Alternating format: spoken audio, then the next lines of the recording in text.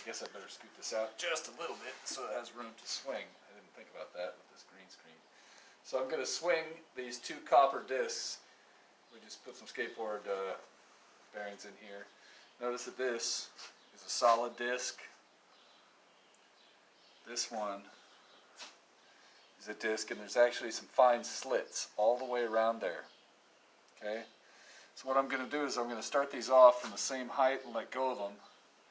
And let's just see what happens. Make your prediction. Are they going to swing the same amount? Is one going to be faster, slower? Are they going to change more rapidly, one or the other? 1, 2, 3, go.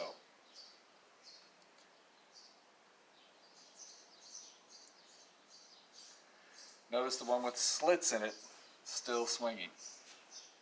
And I'll show you one other thing here.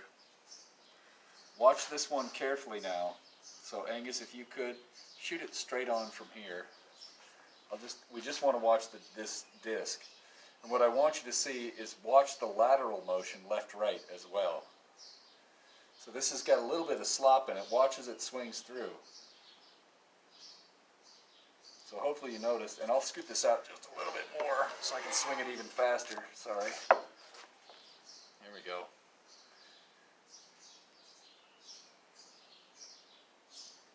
Hopefully you can notice it's bobbing back and forth. Versus this one, it should go for a long period of time.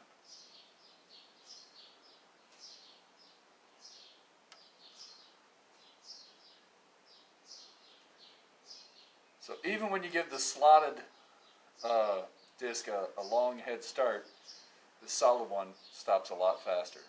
Okay, that's it.